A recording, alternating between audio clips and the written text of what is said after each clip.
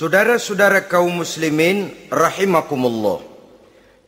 Jadi akibat dari pergaulan bebas, free sex ini, bahaya yang pertama tadi itu.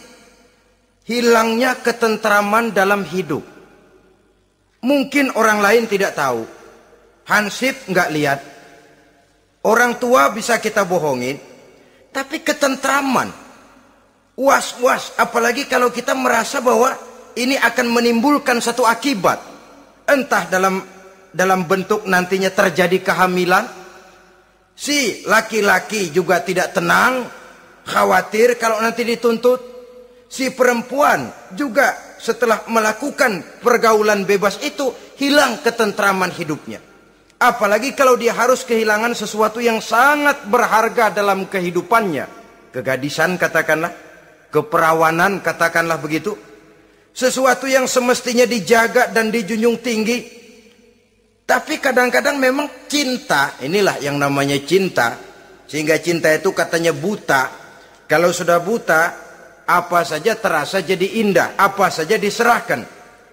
Akibatnya mahkota yang paling berharga sering hancur berantakan sebelum pada waktunya. Akhirnya ketentramannya hilang. Hidupnya gundah, gelisah. Pada mulanya memang dia tidak merasa cerah, segalanya menjanjikan dan menyanyikan keindahan. Tapi setelah proses pergaulan itu terjadi, dia kehilangan kegadisannya, si pemuda resah, si gadis pun gelisah. Apa yang dia tunggu? Jangan-jangan. Nah, jangan-jangan. Jangan-jangan. Ini biasanya tanggal segini sudah keluar, ini kok belum. Waduh, jangan-jangan, jangan-jangan. Makin merana lah dia. Tidak ada lagi ketentraman dalam hidupnya. Akibatnya kegelisahan itu lalu tumbuh dalam hidupnya. Kerjanya tiap hari hanya termanggu-manggu. Menunggu dan menunggu. Dari waktu ke waktu. Tapi yang ditunggu tak mau tahu. Akan bicara lidahnya terasa keluh. Sedang waktu terus berlalu. Hatinya terasa pilu, bagai diiris dengan sembilu. Mau keluar rasanya malu. Salah elu.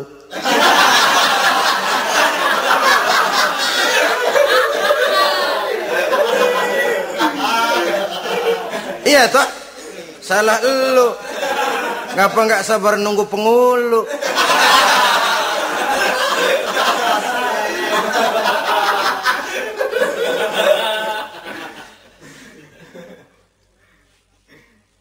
Bacalah surat-surat kabar berapa banyak sudah gadis-gadis bergelimpangan jadi korban. Berapa banyak sudah bayi-bayi yang lahir ke dunia ini tanpa tahu kemana dia harus memanggil bapak. Apakah deretan jumlah korban ini masih harus terus bertambah, dan bertambah? Dengan dalih modernisasi, dengan dalih kemajuan zaman, dengan dalih kebebasan pergaulan, dengan dalih emansipasi. Lalu menginjak moral yang seharusnya kita junjung tinggi-tinggi. Sampai kemudian merendahkan harga diri kita sebagai manusia. Hilangnya ketentraman dalam hidup. Bahaya yang kedua dari pergaulan bebas ini, berjangkitnya penyakit kelamin. Penyakit yang saudara-saudara tentu tahu, tidak tanggung-tanggung. Raja namanya. Raja singa. Barangkali sekarang sudah ada suntikan penisilin, boleh jadi. Barangkali sudah ada pil KB yang bisa mengatur saat-saat orang melakukan, saat orang bisa menstruasi, boleh jadi. Tapi alat-alat itu memang kalau disalahgunakan bisa merangsang terjadinya pergaulan bebas. Terjadinya penyakit kelamin. Pada lain segi, saudara lihat saja, sering dicontohkan. Kalau pagi-pagi PLN bikin pengumuman, nanti malam listrik akan mati total seluruh kota. Wah, tahu kita, ini nanti malam listrik bakalan mati. Pagi-pagi sudah beli baterai kita. Masukin batu baterai ke dalam baterai. Dari pagi sampai sore itu baterai kita sorotin terus, padahal masih siang. Apa yang terjadi? Nanti maghrib datang, malam tiba, nyorot lagi, udah soak batunya. Kenapa? Lantaran dari pagi sepanjang siang disorotin terus, belum waktunya baterai nyempret terus. Begitu malam udah soak, nggak terang lagi. Sama saja kita juga begitu. Belum nikah dipakai terus. Mumpung masih siang nyorot terus baterai. Itu nanti kalau sudah malam masuk pintu pernikahan, baterai bisa soak. Mau nyorot lagi lah, remeng-remeng. Udah nggak punya daya begitu masuk pintu pernikahan, cuma celam-celam doang.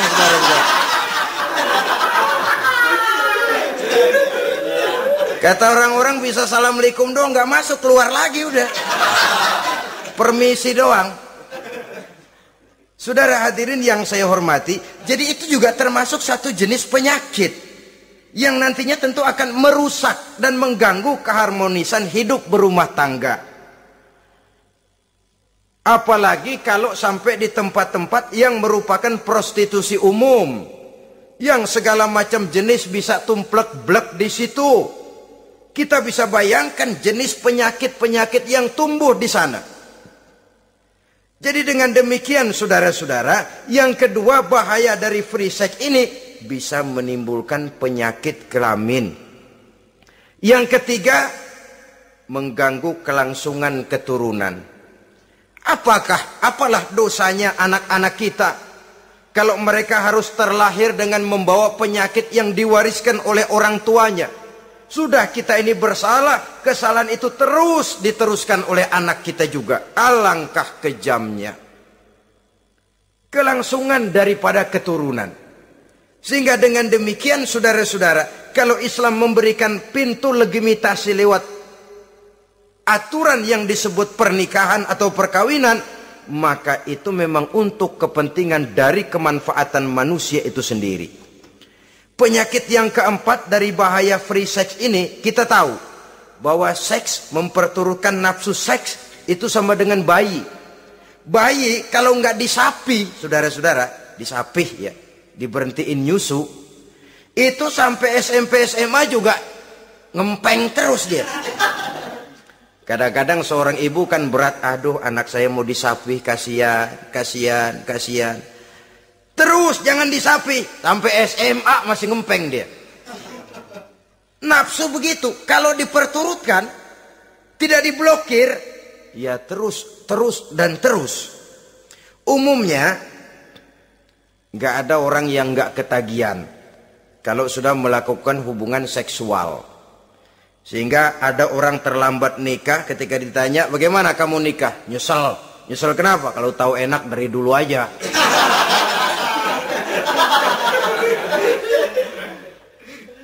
Nah, sekarang kecanduan terhadap hubungan seksual ini akan membawa dampak tadi. Pertama, dia lari ke tempat prostitusi kalau ada uang. Andai kata pun dia kaya, ini jelas mengganggu ekonomi rumah tangganya, setidaknya ekonomi keluarganya. Kalau dia tidak termasuk orang kaya, dia bisa melakukan perbuatan negatif. Sepatunya dia jual dulu, celananya digade dulu. Celana lu nih apalah gue ngebut banget nih.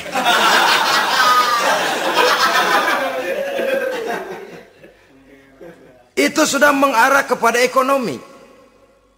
Belum lagi penyakit yang kelima, bahwa free sex ini bisa membawa kehancuran karier.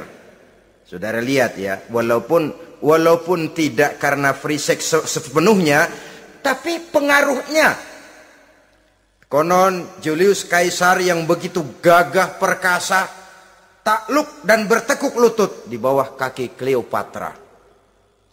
Konon Napoleon Bonaparte, singa daratan Eropa, luas kekuasaannya, besar tentaranya, dia tunduk di bawah kaki Margaret Josephine. Bahkan konon Adolf Hitler yang begitu luar biasa cuma tunduk kepada Eva Braun. Baiklah, itu sejarah masa lalu. Yang sekarang yang kita alami, saudara. Betapa seorang senator seperti Gary Hart, calon presiden unggulan di Amerika, brilian, jenius, cerdas, diunggulkan, masih muda. Betapa calon presiden ini harus mundur dan hancur karier politiknya cuma karena skandalnya dengan seorang hostess bernama Donna Rice. Ini di Amerika loh, di satu negara yang konon katanya menganut liberalisme, tapi begitu tingginya dijunjung nilai-nilai moral. Kalau dia terlibat begitu, bagaimana kalau dia jadi presiden nanti? Bahkan paling belakang, saudara-saudara, John Tower yang oleh Presiden Bush dicalonkan menjadi Menteri Pertahanan terpaksa ditolak oleh Senat. Oleh karena skandalnya, ya dengan minuman keras, ya dengan wanita. Saya katakan lagi, ini di negara yang kita katakan, kita tuding sebagai negara liberal. Di negara yang menganut mudah-mudinya pergaulan bebas, entah nilai moral dituntut sedemikian luhur. Sehingga seorang bisa mengundurkan diri dari calon presiden karena terlibat skandal. Di Inggris pernah juga kejadian, di Italia pernah juga kejadian seorang Perdana Menteri terlibat skandal dengan seorang pramugari pesawat udara. Sampai kemudian dia dan seluruh kabinetnya membubarkan diri. Kehancuran karier. Karena bagaimanapun lemahnya wanita, perempuan sekalipun lemah, saudara-saudara, lelaki yang bagaimana gedenya juga dia telan. Itu namanya perempuan, saudara-saudara. Seseorang bisa bangkit ke panggung sejarah memegang peranan. Dari yang tidak pernah diperhitungkan bisa menjadi kekuatan yang diperhitungkan pun karena perempuan. Tapi seorang pun bisa ambles di telan perut sejarah juga karena perempuan. Kehancuran karier. Sebab pangkat yang tinggi, badan yang sehat bukan merupakan jaminan bahwa seseorang akan mampu menghadapi bujuk rayu dari seorang perempuan. Saudara-saudara kaum muslimin rahimakumullah. Oleh karena itu, mari sayangi diri, sayangi karier, sayangi ekonomi rumah tangga. Bertahun kita pergi pagi pulang sore peras keringat cari nafkah, menghidupi anak dan istri. Haruskah dia jadi hancur cuma oleh karena kecanduan kepada pelacur misalnya? Memang yang namanya pelacur tentu saja memikat, mempedaya, mempesona. Saudara-saudara kaum muslimin rahimakumullah. Karena apa? Karena yang dicari uang, mereka toh dagang. Taktik orang dagang tentu harus mampu memikat pembeli. Jangan lalu merasa senang. Waduh, nih malam mujur banget nih. Ngapa? Dapat yang baik banget sama gue. Waduh, ramah lagi orangnya. Udah endah aja udah. Ya wajar saja namanya orang dagang. Sehingga orang-orang tua dulu punya pepatah, kalau Anda termasuk orang yang jarang senyum, jangan jadi pedagang. Pedagang wanyun mulu, siapa yang betah beli? Itu kan termasuk psychology of salesman. Memang caranya orang dagang yang mesti begitu. Dia membujuk, dia merayu, dia mempedaya, dia mempesona. Jatuh kita ke kerayuannya, sulit untuk bangkit kembali. Karena itu, jangan dibiasakan. Yang sudah terlanjur, tidak ada terlambat untuk menarik diri. Adalah lebih baik kita gila dulu baru benar, daripada benar dulu baru jadi orang gila. Kalau orang gila mau benar, ini gampang ngaturnya. Tapi sudah benar, lalu gila.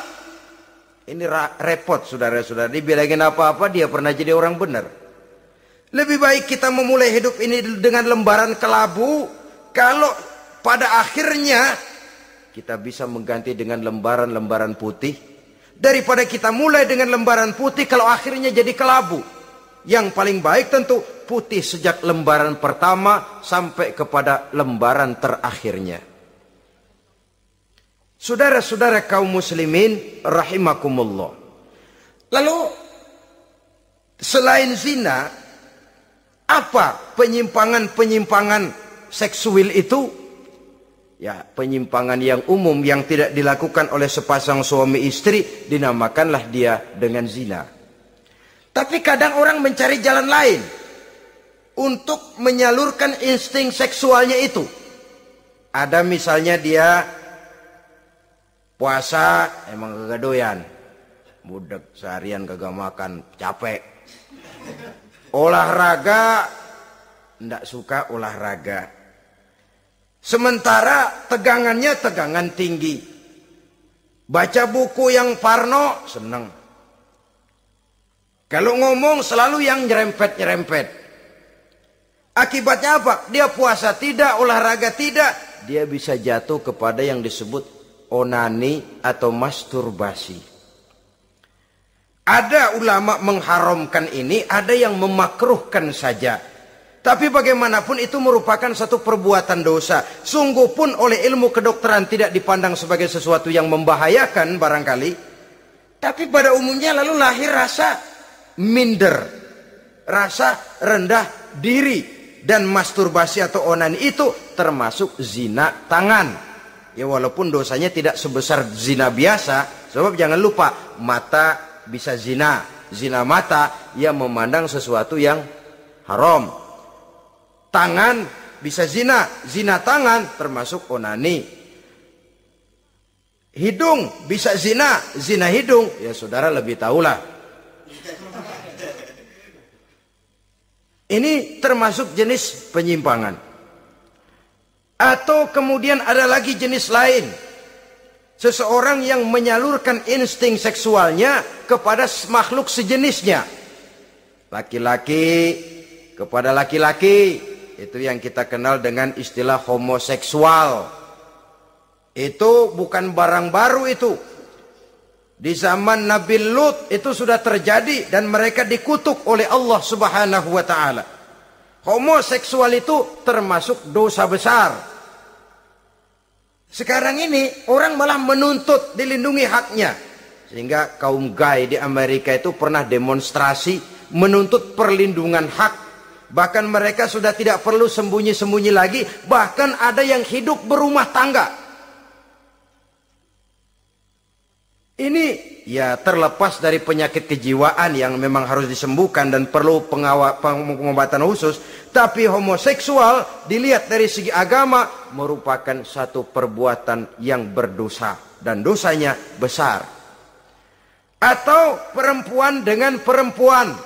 Itu yang kita kenal dengan istilah lesbian.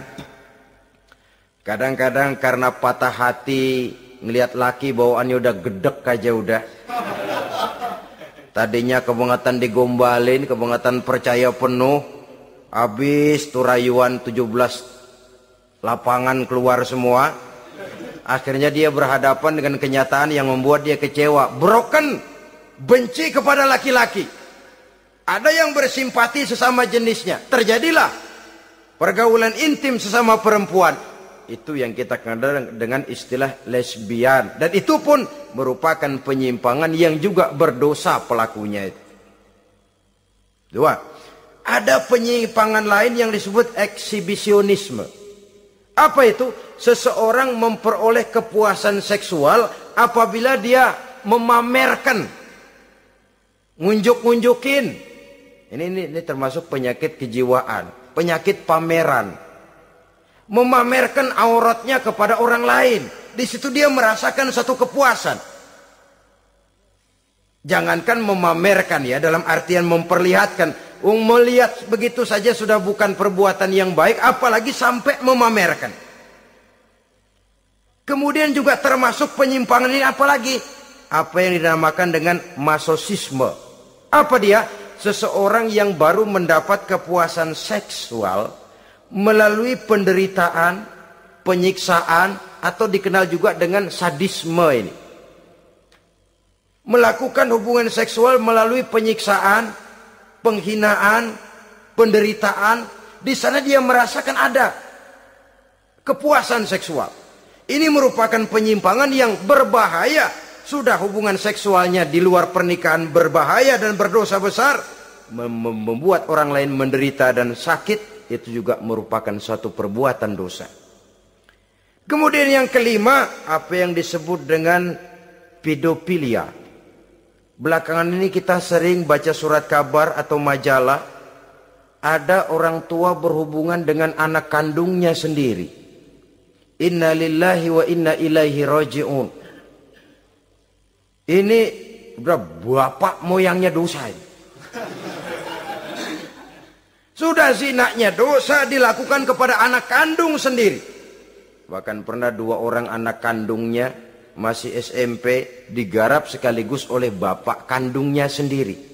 La haula wa la quwata illa billah.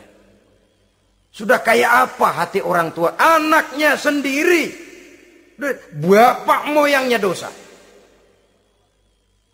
Penyimpangan seksual sampai hati seorang bapak bergaul dengan mempergauli. Bahkan kalau mempergauli barangkali mendingan memperkosa anaknya sendiri. Anak kandungnya yang dilahirkan oleh istrinya, itu yang digarapnya. Saudara-saudara kaum muslimin rahimakumullah. Begitulah memang makin maju zaman, makin canggih teknologi, makin canggih juga kriminalitas di dalam dunia ini. Namun seperti kita maklum, polisi punya satu teori. Kejahatan bisa terjadi karena 2 faktor yang dinamakan faktor N dan K. Niat dan kesempatan. Niat ada, kesempatan tidak ada, sulit untuk berbuat jahat. Kesempatan ada, niat tidak ada, tidak jadi orang berbuat jahat. Tapi di antara 2 faktor ini, yang paling utama sesungguhnya adalah faktor N, faktor niat. Kalau niat sudah kuat, kesempatan bisa diciptakan, waktu bisa ditunggu, momen bisa dinantikan. Tapi kalau niat yang tidak ada, bagaimanapun banyak kesempatan, kita tidak akan mungkin untuk bisa melakukan kejahatan karena faktor niat itu yang tidak ada. Oleh karena itu agama mengajarkan, ala inna fil jasadi mudghah, iza salahat salahal jasadu kulluh, wa iza fasadat fasadal jasadu kulluh, ala wahiyal qalbu. Ketahuilah bahwa dalam tubuh manusia ada segumpal daging. Jikalau daging itu baik, seluruh tubuh akan menjadi baik. Jikalau daging itu rusak, seluruh tubuh akan menjadi rusak. Ala wahiyal qalbu, ketahuilah bahwa daging itu tidak lain adalah hati. Jadi kalau tubuh manusia ibarat satu kerajaan besar, yang menjadi raja adalah hati. Seluruh anggota badan yang lain merupakan prajurit yang hanya tunduk kepada komando sang hati. Bila hati baik, seluruh anggota tubuh dan panca indera akan menjadi baik. Tapi bila hati rusak, maka seluruh anggota tubuh akan melakukan kerusakan. Tangan akan melakukan kerusakan. Kaki akan berjalan ke tempat yang rusak. Lidah akan membicarakan yang rusak. Mata akan memandang yang rusak. Telinga akan mendengar yang rusak. Dan selanjutnya karena hati memang sudah kotor. Maka bicara soal hati artinya bicara soal niat. Bicara soal niat kaitannya erat dengan faktor keimanan. Oleh karena itu di tengah kemajuan zaman kesempatan bisa diciptakan. Yang jadi kendali dan kendala utama daripada kita terjerumus melakukan kejahatan tidak lain adalah faktor iman adanya. Di kota-kota besar sekarang ini apa yang tidak tersedia? Sejak dari minuman keras sampai kepada perjudian, sampai kepada pelacuran, baik yang berterang-terangan maupun pelacuran-pelacuran yang terselubung dan terhormat. Sejak dari kelas koran sampai kelas hotel bintang 5, sejak dari kelas di pinggir lapangan sampai kelas di motel-motel mewah dan mahal, sejak dari kelas murahan sampai kelas super VIP dan lain sebagainya. Ini seluruhnya merupakan fasilitas kehidupan yang kita harus pandai memilah dan memilih dan punya filter dalam kehidupan. Allah Subhanahu wa taala memberikan pilihan. Alam naj'al lahu 'ainaini wa lisanan wa syafatain wa hadainahu najdain. Bukankah kami ciptakan bagi manusia itu dua mata, satu lidah, dua bibir. Wa hadainahu najdain, dan kami berikan mereka petunjuk dengan dua jalan. Manusia, ini jalan kanan, ini jalan kiri. Jalan kanan kau tempuh akan sampai ke surga. Jalan kiri kau tempuh akan sampai ke neraka. Sementara jalan ke kanan memang menanjak, banyak onak dan duri. Sementara jalan ke kiri memang kelihatannya menurun, bertabur bunga di kanan kirinya, harum dan mewangi. Falak tahamal aqabah. Kenapa kau tidak mau menempuh jalan yang menanjak? Ini kecenderungan manusia. Ngapain nanjak, capek. Ini aja yang turun nih, nggak pakai bertenaga. Ngapain kawin, repot lah pakai nyari nafkah, pakai kerja, ntar punya anak ribet lah, sama juga. Mendingan ke sono aja, no 2000 bersih udah.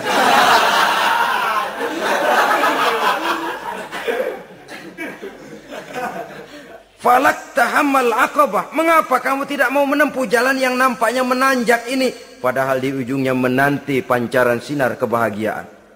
Kau turuni jalan yang kelihatannya menurun ini, padahal di bawahnya menunggu jurang kehancuran yang sangat teramat dalam.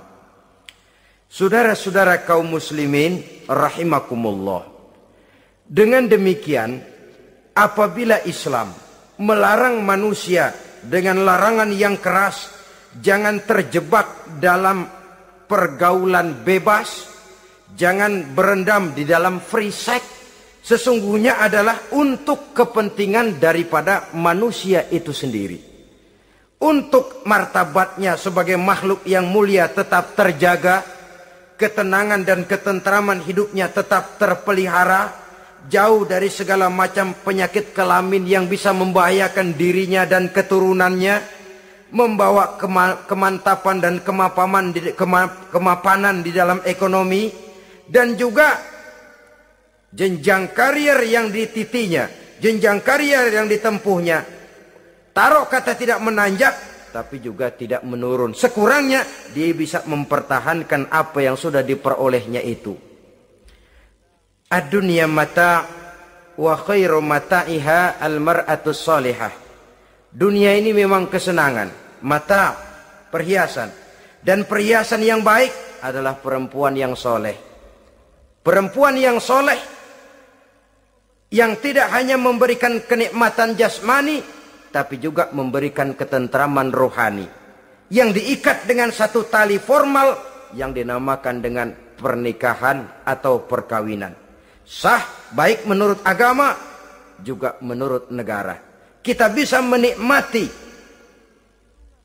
kecenderungan insting seksual tadi dalam satu nada yang tenang, aman, tentram, memberikan kebahagiaan, kepuasan zahir dan batin. Tapi kalau jalan pintas yang kita tempuh, potong kompas yang kita pilih, kita lebih suka jajan, lebih suka ngeteng. Nikah kan berat, bayar mas kawin, bawa uang belanja segala macam. Iya, tapi sekaligus. Setelah itu saudara boleh pakai seumur hidup, asal masih ada napasnya masih bisa dipakai.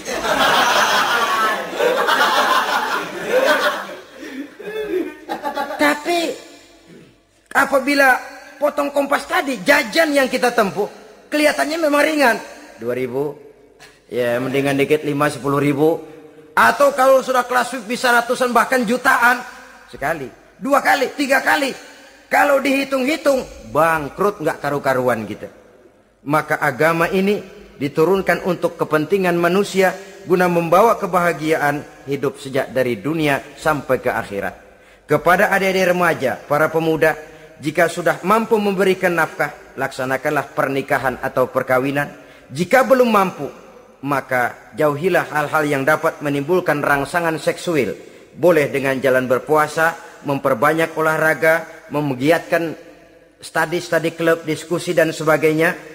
sehingga kita selamat dari arus pergaulan bebas yang akan merendahkan martabat kita sebagai manusia. Inilah yang kita bicarakan pada pertemuan kali ini.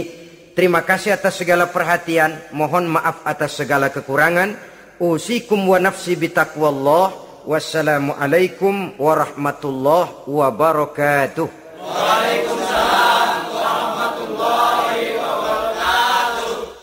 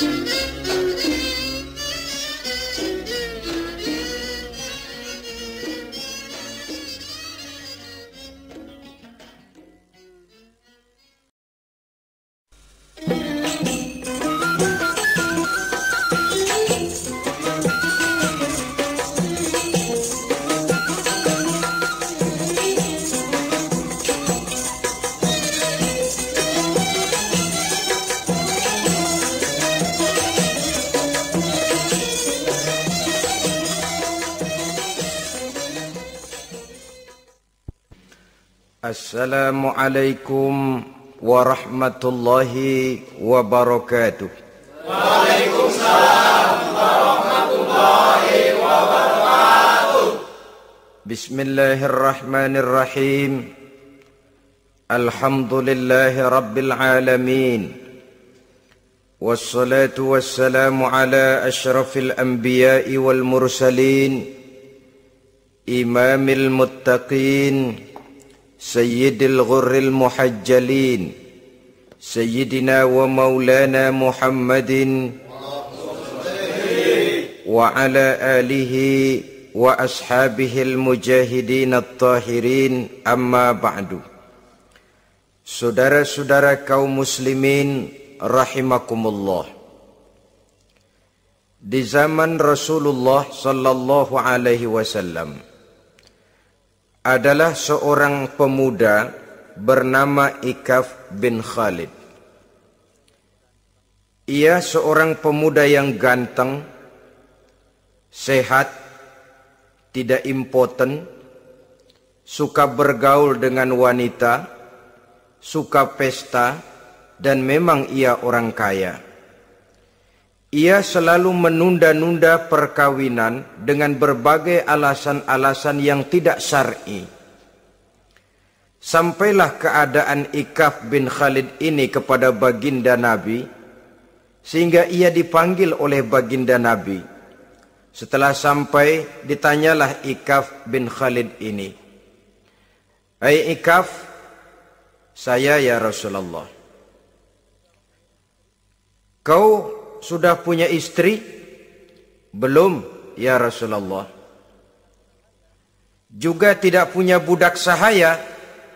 "Tidak ya Rasulullah." "Dan badanmu sehat?" "Sehat ya Rasulullah." "Kalau demikian," kata Rasul, "kau ini teman setan. Ada dua pilihan Ikaf. Engkau menjadi Nasrani dalam arti meninggalkan hidup perkawinan, atau kalau kau mau ikut golongan kami, kau harus mengikuti tata cara kehidupan kami. Dan salah satu tata cara kehidupan kami ialah melaksanakan perkawinan."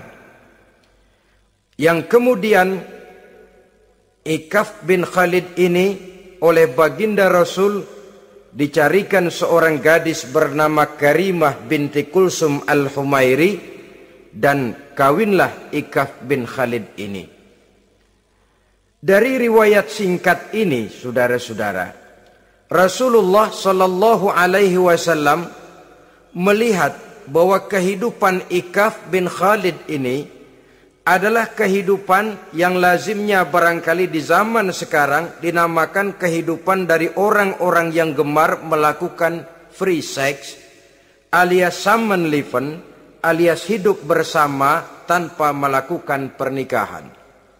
Ia sehat, ia kaya, dan ia suka bergaul dengan wanita, sehingga gaya hidup yang sedemikian ini dikecam oleh Rasulullah Sallallahu Alaihi Wasallam.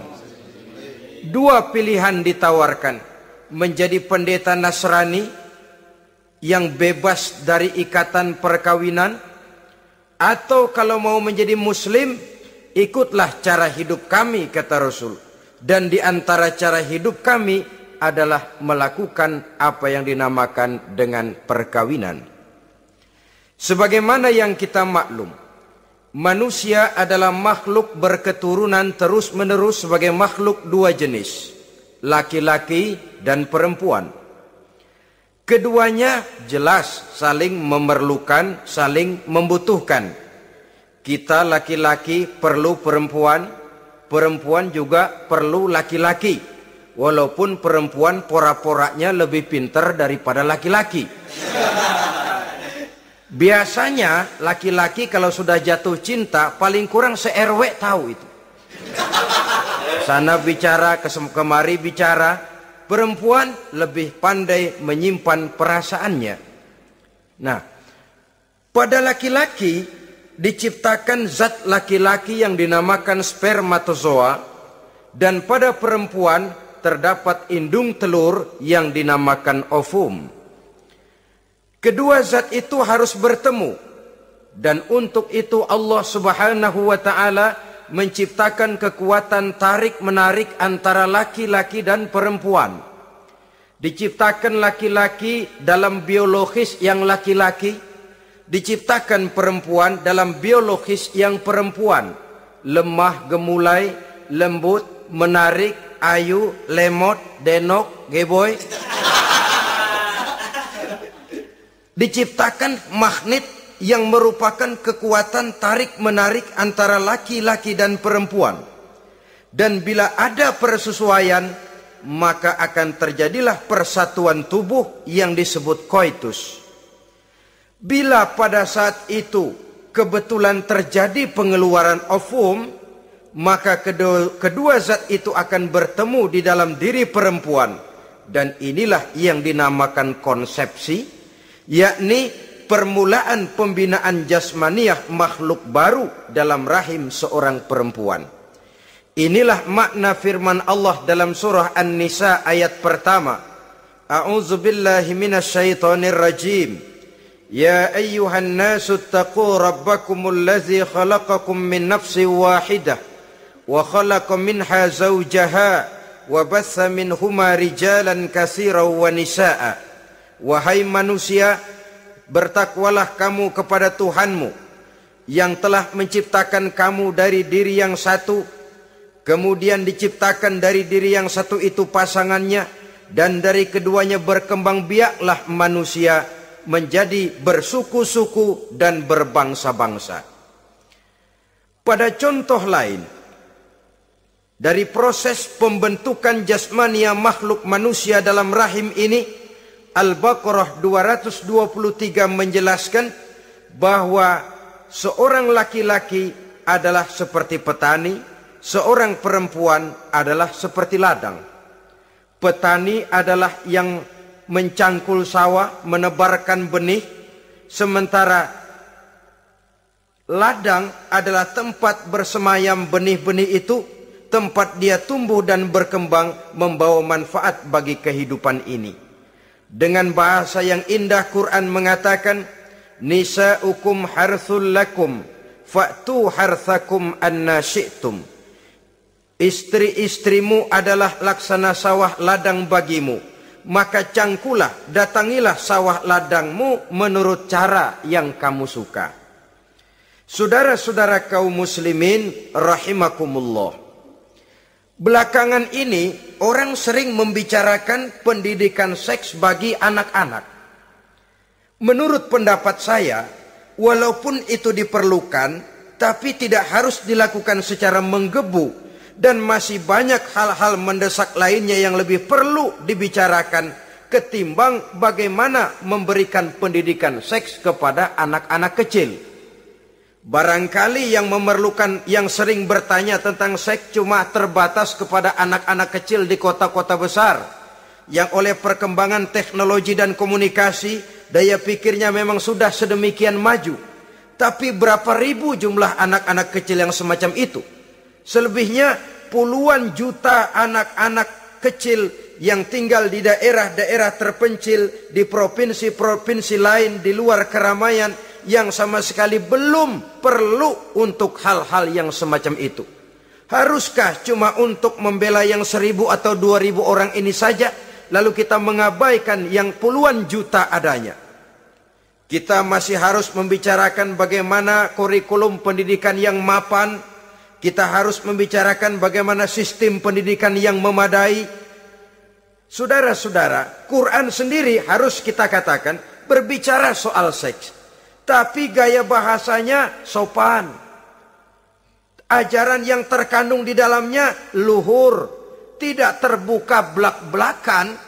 Saya khawatir disalahgunakan nantinya. Maklum ya, yang namanya anak-anak, sifat yang menonjol pada dirinya itu adalah hubbut taklid. Senang meniru. Apa yang dia lihat, apa yang dia baca, apa yang dia tonton, biasanya ingin dia terjemahkan dalam kehidupannya. Kadang-kadang kalau habis baca komik Superman, dia kepengen jadi Superman. Itu anak kecil. Habis baca buku Si Buta dari Gua Hantu misalnya, pengen jadi si buta dari gua hantu, nyari kayu bikin tongkat. Biasa, itu watak yang namanya hubbut taklid. Sekarang kalau kepada anak-anak semacam itu sudah diberikan pendidikan seks, saya khawatir. Kadang-kadang tidak dididik saja sudah lancar kok. Apalagi kalau sampai dilakukan pendidikan, khawatir disalahgunakan. Saya katakan tadi, Quran juga misalnya Al-Baqarah 223 ini bicara soal seks, tapi sudah lihat gaya bahasanya. Nisa'ukum harsul lakum fa'tu harthakum anna syi'tum. Istrimu adalah sawah ladangmu, cangkulah sawah ladangmu menurut cara yang kamu suka. Mau cangkul sambil mundur juga boleh.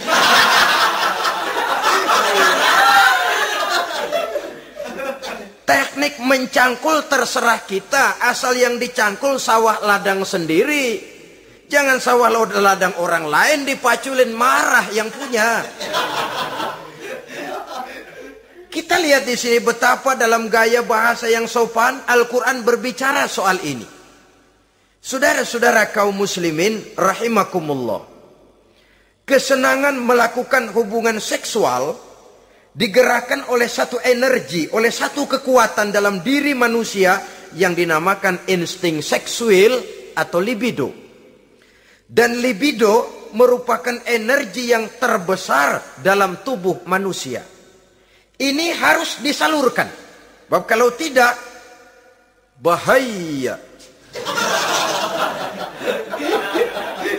Saudara tahu bahaya itu lebih bahaya dari yang bahaya. Pakai tasdid dia, bahaya. Insting seksual apabila tidak disalurkan bisa menimbulkan berbagai macam gejala-gejala yang bisa mengganggu kesehatan diri atau mengganggu lingkungan. Nah, Islam tahu itu. Islam pun tidak ingin menghilangkan nafsu. Islam memberikan legitimasi penyaluran libido, penyaluran insting seksual melalui pintu yang disebut nikah. Dengan demikian, nikah merupakan pintu legitimasi untuk manusia di dalam ia menyalurkan insting seksualnya atau libidonya atau kecenderungan untuk melakukan hubungan seksual. Tetapi saudara-saudara, Oleh karena yang dinamakan nikah tidak cuma berisi hubungan seksual, tapi juga berisi tanggung jawab dan kewajiban, berisi hak dan pengertian, berisi ketenangan dan sebagainya, maka orang pada umumnya biasanya ingin mencari resiko yang lebih ringan. Hubungan seksnya mau, nikahnya ogah. Sebab apa? Karena nikah itu tidak cuma merupakan hubungan seksual saja. Ya, ia harus berisi tanggung jawab. Ya, ia berisi hak dan kewajiban. Ya, ia berisi pengertian. Ya, ia berisi penyantunan sandang, pangan, perlindungan, dan lain sebagainya. Orang lalu mengambil jalan pintas. Sehingga terjadilah kecenderungan gaya hidup yang disebut Samenleving, yang berangkat dari free love untuk kemudian mengarah kepada free sex. Hidup bersama tanpa diikat dengan tali pernikahan. Akhirnya apa? Kalau dirasakan cocok, ya terus. Kalau nggak cocok, ya bubar. Tidak ada satu ikatan spiritual. Kalau demikian halnya, maka manusia belum terlalu jauh nilainya daripada makhluk bernama binatang, yang penyaluran insting seksualnya tidak perlu diikat dengan pintu yang bernama nikah. Orang ingin mengambil jalan pintas, potong kompas, mau enak lalu tidak mau resiko. Hubungan seksualnya mau, tapi kemudian pernikahannya tidak mau. Akibatnya pada satu segi prostitusi, saudara tahu prostitusi, pelacuran meningkat. Perkara apa latar belakangnya itu bukan soal kita, tetapi kemudian terjadilah proses yang dinamakan prostitusi, atau kalau tidak terjadilah pergaulan bebas di dalam kehidupannya. Saudara-saudara kaum muslimin rahimakumullah, Islam pada hakikatnya memberikan alternatif. Sehingga Nabi mengajarkan dalam satu hadis, ya ma'syaras syabab, wahai para pemuda, man istata'a minkumul ba'at, barang siapa di antara kamu mampu memberi nafkah. Ba'at di sini diartikan nafkah. Nafkah apa? Nafkah zahir, nafkah batin. Itu arti ba'at. Hai para pemuda, siapa di antara kamu yang sudah sanggup memberikan nafkah, baik zahir maupun batin, hendaklah dia melakukan perkawinan. Jangan lupa ini, man istata'a minkumul ba'at, yang mampu memberikan nafkah baik zahir maupun batin, hendaklah dia melakukan perkawinan. Kadang-kadang ada juga anak muda nekat banget, main derulung aja, nggak nengok kiri, nggak nengok kanan, tidak memahami yang namanya ba'at. Ba'at ini nafkah zahir. Nafkah zahir itu apa? Ya sandang, ya pangan, ya perlindungan. Nafkah batin itu apa? Ya kasih sayang, ya pengertian, ya termasuk di dalamnya melakukan hubungan seksual. Kalau itu cuma dasar itu, rasanya mah setiap kita mampu. Tapi kan tidak cuma itu yang jadi modal bagi satu perkawinan. Siapa di antara kamu yang sudah mampu memberikan nafkah, hendaklah dia kawin. Fa illam yastati', tetapi apabila dia tidak mampu memberikan nafkah itu, fa alaihi bisyam, hendaklah dia melakukan puasa. Sebab apa? Puasa ini esensinya kemampuan mengendalikan hawa nafsu. Umpamanya ada pemuda, badannya sehat, tidak sakit, tetapi dia belum mampu untuk memberikan nafkah. Sementara temperamennya termasuk tegangan kelas tinggi. Gak boleh kecolek dikit mau ngedredet aja.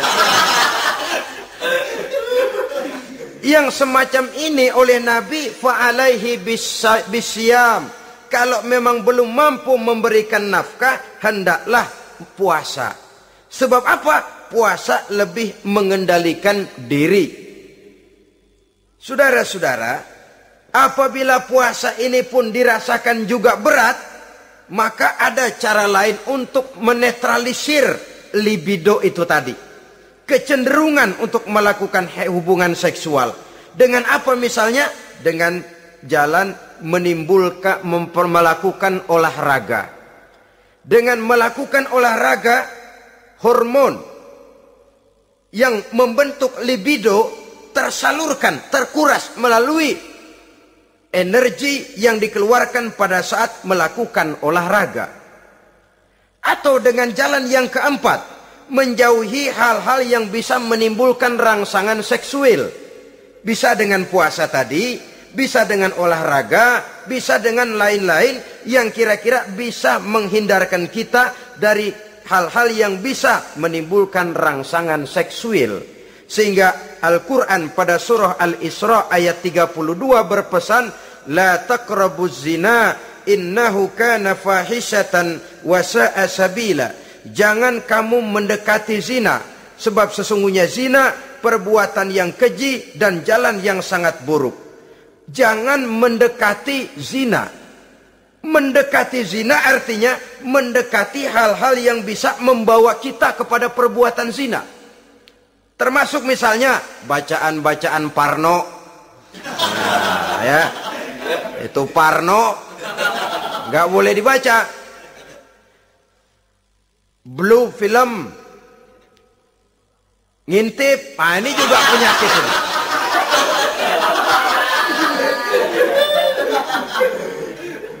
Itu termasuk dalam larangan la taqrabu zina. Jangan kamu mendekati hal-hal yang bisa menyebabkan kamu jatuh kepada zina. Kalau itu didekati, besar kemungkinan kita akan terperosok ke dalamnya. Sehingga pepatah bilang, kalau takut jatuh ke sungai, jangan main di pinggir sungai. Kalau takut ombak, jangan berumah di tepi pantai. Kalau takut jatuh kepada zina, jangan mendekati hal-hal yang bisa membawa kita kepada perzinaan.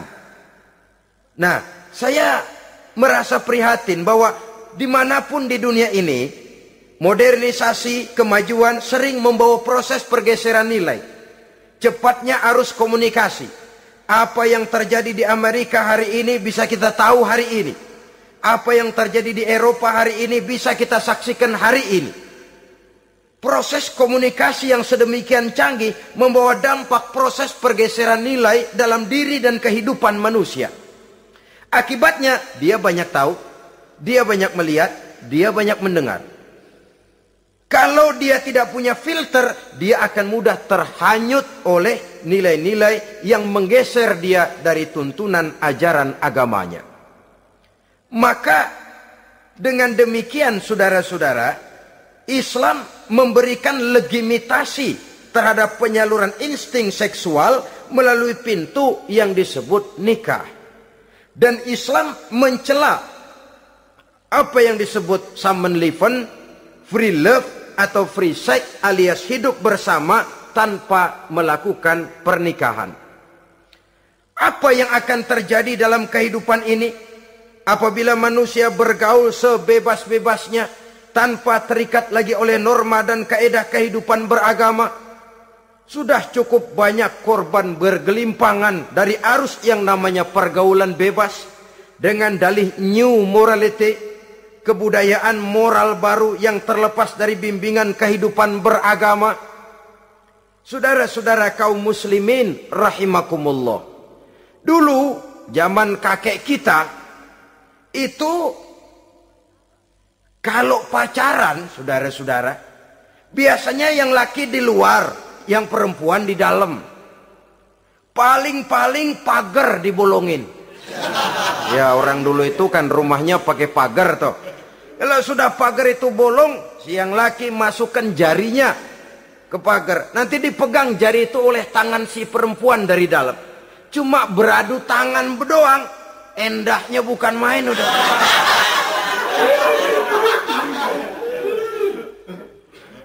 Sekarang saudara-saudara, saya lihat kayak orang beli sepatu.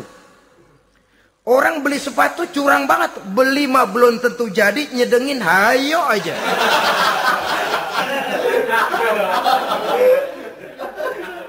Iyalah, kalau sepatu barangkali disedengin sehingga ada bekasnya. Kalau anak orang disedengin, Allahu Akbar. Ya sedang sih sedang.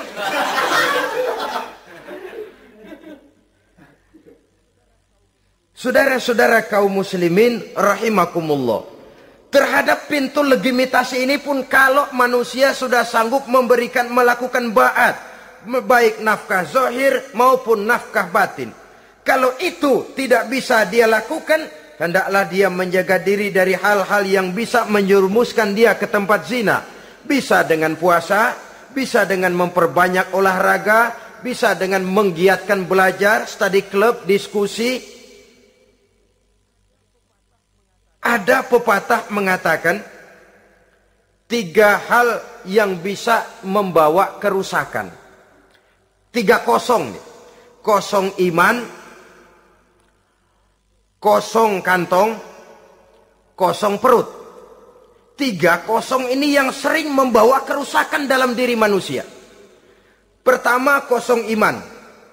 Yang kedua, kosong kantong. Yang ketiga, kosong perut. Ketiga kosong ini kalau sampai kumpul pada diri kita 3-0, berapa ngubernya? Sering kalah kita. Kosong iman, kosong kantong, kosong perut. Maka motif dari berbagai macam kejahatan umumnya karena 3 kosong ini.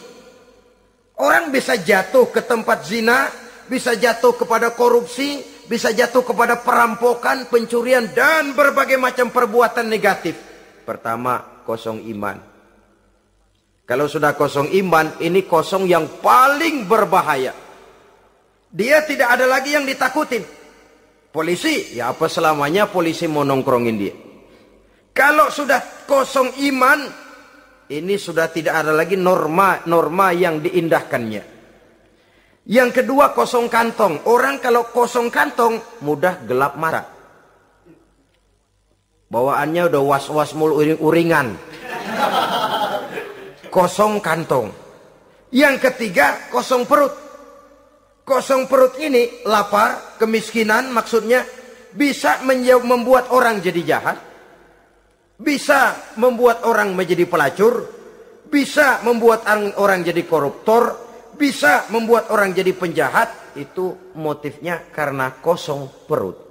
Dari 3 kosong ini yang paling berbahaya sesungguhnya kalau orang sudah mengalami kosong iman. Perut kosong, kantong kosong, tapi iman penuh, masih ada rem. Ya. Kantong kosong, perut kosong, iman kosong juga, jebol, bablas sudah. Tidak ada rem lagi dalam kehidupannya. Hampir segala macam motif kejahatan yang terjadi di pentas dunia ini umumnya karena 3 kosong ini tadi. Karena kosong iman. Sekarang ini kan pergaulan bebas bukan semata-mata karena orang lapar, bukan karena orang perlu uang, tapi kadang-kadang ada karena memperturutkan hawa nafsu. Kalau sudah ke sana, kosong apa itu? Kosong iman. Ada tante-tante girang, ada om-om senang, ada macam-macam lah. Kurang duitkah mereka? Cukup. Laparkah mereka? Kenyang. Apa yang kosong? Kantong penuh, perut penuh, iman yang kosong. Maka terjadilah proses yang namanya penyimpangan-penyimpangan seksual dari pintu legitimasi yang sudah diberikan oleh agama tadi. Kadang-kadang iman juga tertekan karena perut, persoalan ekonomi, atau karena memang kosong daripada kesibukan-kesibukan lain. Kosong kantong, motivasi ekonomi, ini seluruhnya bisa menjadi motivasi utama dari terjadinya berbagai macam penyimpangan. Karenanya Islam memberikan pintu legitimasi lewat jalan yang disebut nikah. Sehingga Nabi mengajarkan, hai para pemuda, siapa di antara kamu yang sudah mampu memberikan nafkah baik zahir maupun batin, hendaklah dia melakukan perkawinan. Sebab sesungguhnya perkawinan lebih memelihara pandangan, lebih memelihara kehormatan diri. Dari segi pandangan lebih terpelihara, dari segi kehormatan diri juga lebih terpelihara. Diberikan legitimasi lewat pintu yang halal bernama nikah. Kalau sudah didapat dengan cara yang halal, menikmatinya pun enak. Tetapi sesuatu yang didapat dengan jalan haram, menikmatinya pun gak enak, saudara-saudara. Celingak-celinguk.